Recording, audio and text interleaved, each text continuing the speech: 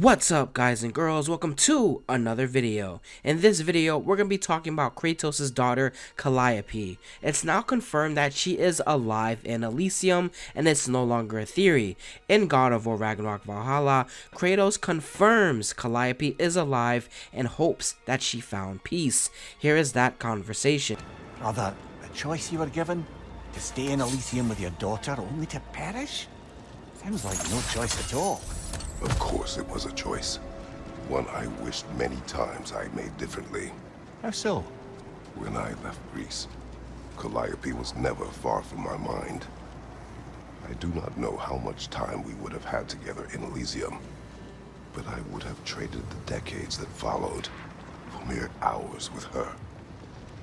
It took meeting Faye for that feeling to go away, along with Calliope's song. But I do still think of her in Elysium and hope she found peace. In this video, I'm going to give a summary on Calliope's story, maybe mention a few things you haven't seen or heard before. Then I want to talk about a few theories of what Santa Monica could possibly do with the character. Let's get right into it. Calliope, of course, died by the hands of her father. When she died, she went to the judges. You can find her thoughts the day she died in a very depressing note in God of War 3. This is what it says. The fires, the people screaming, I was so scared. Why didn't Father protect us? The judges say I have to go now to Elysium, and that it will be nice there. I miss my family. The fire and the people screaming she's referring to is from the village in God of War 1. This also indicates that she doesn't actually know Kratos is the one that ended her life. Kratos visited Elysium in the events of God of War Chains of Olympus, and where he pushed her away again. After the events of God of War 3, souls in the underworld left the plane and went back to the world of the living. However, it's impossible to say if souls from Elysium could leave the same way the souls in the underworld did, since we didn't see any souls do so. Now, I tried to research a bit more about Calliope and her story, and the God of War wiki does claim that they know her exact age, and that by the end of God of War 3, she's actually an adult, no longer a child. Straight from the God of War wiki, this is how they did the math of her age. They said, since Calliope was approximately 8 when she died, she was killed 6 months before Kratos started to serve the gods, plus 10 years of servitude to Zeus and the gods of Olympus, and 12.6 years of Kratos being the god of war. This means that Calliope was chronologically 31 by the end of the events of God of War 3.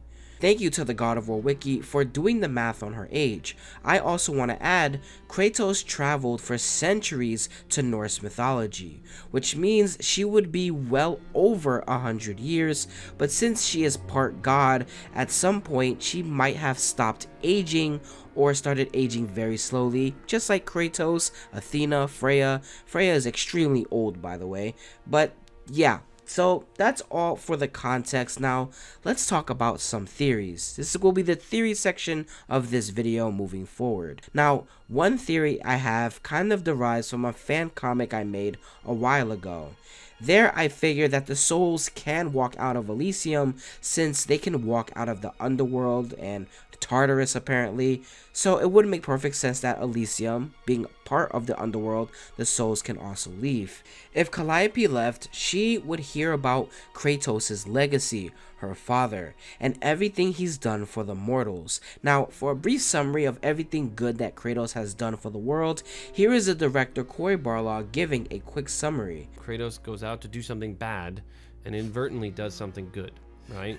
He releases hope to mankind. He removes predestination, right? The Sisters of Fate, right? He kind of destroys a very controlling polytheistic set of gods and frees mankind from this control, right? She would gain her powers later in life. That's what I believe. Like Atreus, it took him a very long time to understand his god powers, right? He didn't just get it off the bat, and I think that it will be the same for Calliope. Now, what would her powers be? For me, I think it will be a power that helps other people. Remember, To get into Elysium in the first place, which is pretty much heaven of the Greek world, you have to have a pure heart with no hatred inside of you. And I think even though she is at a young age, I think that she just innately is just a very loving person. So I think that her power would be something that would help other people, whether that be healing or, you know, whatever, such and such. Continuing down that path of Kratos was kind of an evil motherfucker, and she is the complete opposite. She's a very loving person with no hatred in her heart. So I believe that if she would go down the route of helping people, I do believe that if Kratos in the future, because there are several hints throughout God of War Ragnarok and God of War Ragnarok Valhalla that the developers plan to really open up the world of the God of War universe to different mythologies coming in, because all of them exist on this same earth, just separated by geography. I think if there's a reason for Kratos to go back to Greece, I do think that Calliope would be there as well. I think 100% she tried to live on her father's legacy. Kratos doing so much to help the world, freeing them from the gods, etc. I think that she will be looked at the people, someone with authority, right? Someone that they can look up to for protection, and I think that Calliope would definitely help them. And that is just one of my theories. Let me know what you think about this one. Another theory I have is concerning around the weapons that Kratos left behind.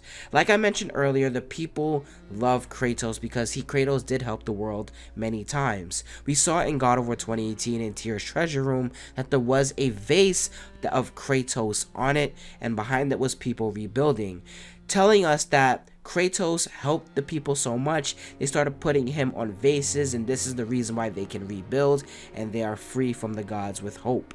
But I do believe that they would still need protection. There are still gods out there like Athena, for example, or Artemis, who appeared in God of War 1 and never appeared in anything ever again. But the weapons that Kratos left behind is 1, the Blade of Olympus, and 2, the Blades of Exile. We learned from different developers that the Blades of Chaos is different from the Blades of Athena and also the Blades of Exile. During God of War 3's ending, Zeus attacked Kratos, breaking all of his stuff, and then Kratos looked at the Blades of Exile, which were not broken, and threw them aside so he can pound Zeus's face in with his fist. So Calliope could pick up the Blades of Exile and the Blade of Olympus, both of which weapons are still there. I know this theory kind of ignores the pure of heart thing and makes her more into a fighter just like Kratos, but I believe that she's fighting for the right reasons to protect the people.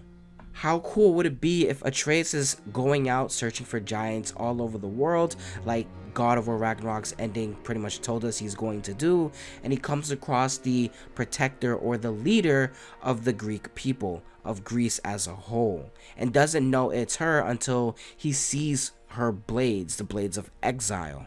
Atreus and Calliope can finally meet as warriors. Pretty damn cool. I got shivers just saying that. Holy fuck.